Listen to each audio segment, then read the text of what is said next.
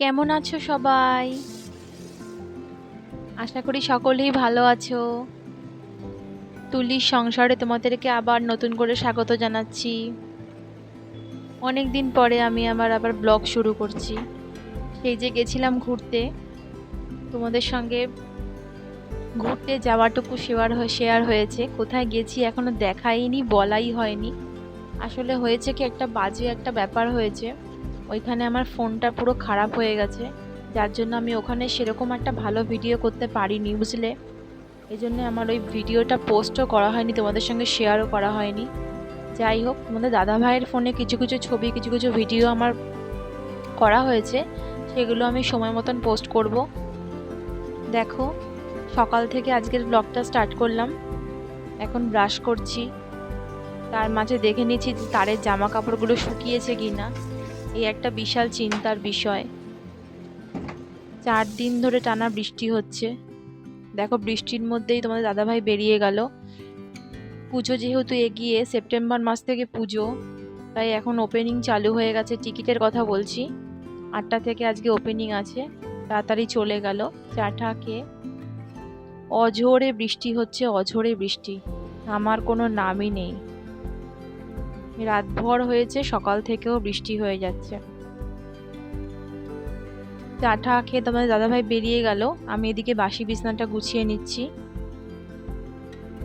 ছেলেও ঘুম থেকে উঠে পড়েছে, ও বাথরুমে গেছে, একেবারে স্নান করে নেবে। কেননা জামা কাপড় একদম শুকোচ্ছে না, বারবার জামা চেঞ্জ করার থেকে একবার চেঞ্জ করাই ভালো।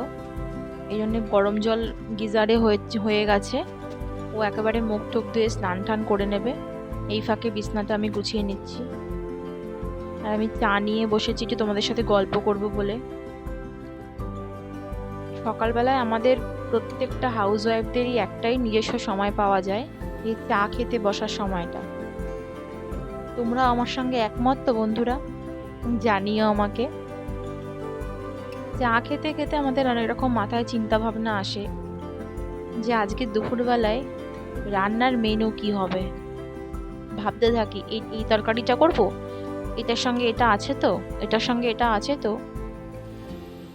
কিন্তু যেহেতু বৃষ্টি হচ্ছে আজকে, ভাবছিলাম একটু অন্যরকম চিন্তা ভাবনা, মানে যেটা সবাই আর কি করে, এর মধ্যে অনেকেই করে ফেলেছে। যেহেতু 4 দিন ধরে টানা বৃষ্টি হচ্ছে, ভাবছিলাম যে খিচুড়ি করব।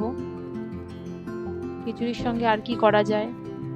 বেগুন ভাজা, আলু ভাজা, পাঁপড় ভাজা, ডিমের অমলেট, আবার বেগুনিও করা যায়। যেহেতু বেগুনটা নেই, বেগুনটাকে আমি স্কিপ করে দিলাম। ওইদিকে দেখো, আমার চাটা খাওয়া কমপ্লিট হয়ে গেছে, ছেলেরও স্নান হয়ে গেছে, ও ঠাকুর নম করছে, ঠাকুরকে প্রণাম করছে, চালিসা পাঠ করছে, হনুমান চালিসা। ও প্রত্যেক দিনই ওটা পাঠ করে। স্নান করে ঠাকুরের সামনে এটা পাঠ করে, ঠাকুরকে নমস্কার করে, ঠাকুরের মন্ত্র পড়ে তারপর খেয়ে দিয়ে বাড়ি থেকে বেরোয়। এটাও কোনোদিনও ভোলে না বলতে পারো, অনেক ছোট্টবেলা থেকেই ও এটা করছে। দেখো, এবার ওকে খাওয়াতে বসেছি। খাওয়াতে বসানোর একটাই কারণ, তোমরা বলবে ও হয়তো অনেকটাই বড় হয়ে গেছে। হ্যাঁ, বড় হয়েছে ঠিকই, কিন্তু এখন তাড়াতাড়ি করে খাচ্ছে, সময় হয়ে গেছে পড়তে যাবে। এখন ওর মনে পড়েছে যে ম্যামের কাছে কোনো একটা পড়া তো রয়েছে, ওই খাতা নিয়ে বসেছে। এই জন্য আমি ঝটপট করে খাইয়ে দিচ্ছি। খাওয়া দাওয়া হয়ে গিয়ে এবার পড়তে বেরোবে। এখনো দেখো বৃষ্টি কমেনি, টাটা টাটা করো বাবা, আরে তাকিয়ে টাটা করো রেনকোট একটু। পরিয়ে ওর বাবা নিয়ে গেল ওকে। টাটা। মুখটা দেখো, কালই সবসময় দুষ্টুমি। এখানে ঠাকুমা ঠাম্মি টাটা করার জন্য বসে আছে নাদিকে, আর বাইরের দৃশ্য উপভোগ করছে। প্রাকৃতিক দৃশ্য বলা যায়।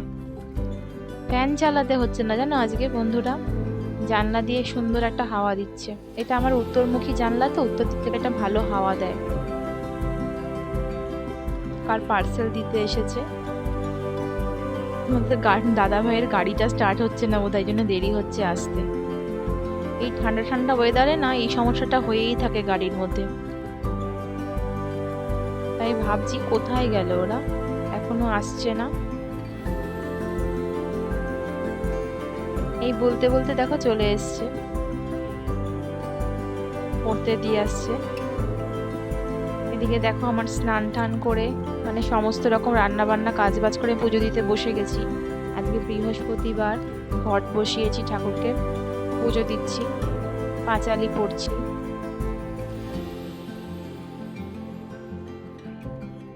পাঁচালি পড়া হয়ে গেছে, পুজো দেওয়া আমার কমপ্লিট হয়ে গেছে। আজকে বলেছিলাম না যে খিচুড়ি করব, খিচুড়িতে আজকে স্কিপ করে গেছি। আমাদের দাদা ভাইয়ের পেটটা একটু গন্ডগোল করেছে, দেখো ডালও নেয়নি, পাতলা জল দিয়ে ভাত মেখেছে নুন দিয়ে। বললাম একটু লেবু আছে, লেবু নাও, লেবুও নেয়নি। এই ডাল, পাঁপড় ভাজা করেছি, আলু সিদ্ধ, ওই জন্য অমলেটও করিনি। ছেলেও বললো অমলেট খাবে না, যেহেতু সকালবেলায় ম্যাগি খেয়ে গেছে, পেটটা ম্যাগি খেলে না একটু ভার করে দেখবে, আমি ওই জন্য জোর করিনি। আলু সিদ্ধ পাঁপড় ভাজা দিয়ে ভাত ডাল দিয়ে মেখে খেয়েছি। আমার দাদা ভাই ওই জন্য জল দিয়ে ভাত মেখে খেলো।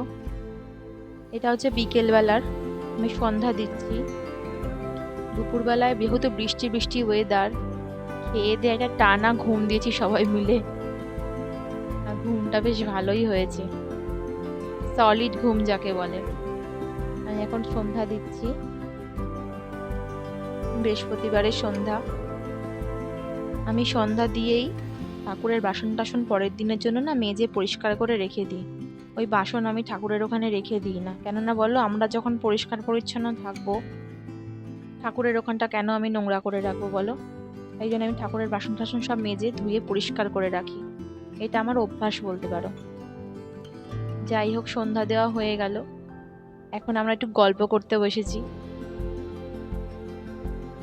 এখন তোমাদের সঙ্গে একটু গল্প করতে বসেছি চা খেতে খেতে। আর তোমাদের দাদা ভাইয়ের পিছনে লাগছি যে একটু পিয়াজি টিয়াজি হবে নাকি বৃষ্টির দিনে, কেননা বৃষ্টি তো থামার সিনই নেই, যখনই দোকান যাওয়ার সময় হয় বৃষ্টিটা জোরে নামে। তোমাদের দাদা ভাইয়ের এই জন্যে মুডটা অফ রয়েছে, আর পাশ থেকে আমি পিয়াজির কথা বলছি, ওই জন্য বড় বড় চোখ করে আমার দিকে তাকালো, যে একেই পেট গন্ডগোল, তার মধ্যে আবার পেঁয়াজির কথা। যাই হোক, চা খেতে খেতে এখন দুজনে একটু কথা বলি যতক্ষণ না দোকানে যায়। ওইদিকে মানে মাও ঠাকুরের প্রসাদে যা থাকে ফল টল টুকিটাকি, এখন তো আমের সিজন, সবাই এখন আমের নিয়েই পাগল। আম কলা দিয়ে মা হয়তো মুড়ি খাচ্ছে, আমরাও তাহলে একটু গল্প করি। আর আজকের মতন এইটুকুই থাকলো বন্ধুরা। আমার এই দৈনন্দিন জীবনের ব্লগগুলো যদি তোমাদের ভালো লাগে, তাহলে তোমরা প্লিজ ছোট্ট করে লাইক কমেন্ট শেয়ার করে দিও, আর আমার পাশে থেকো। আবার দেখা হবে শিগগিরই একটা পরের ভিডিওতে।